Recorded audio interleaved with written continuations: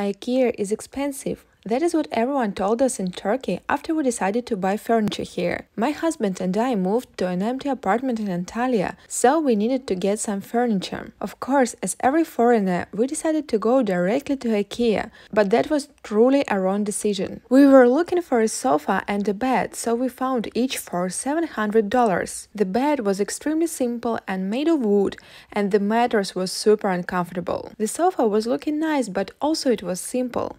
So we took a risk and went to a local furniture brand. And oh my god, we found the best sofa we ever had in our lives. I swear, it's super comfortable, stylish, and look how it can be changed.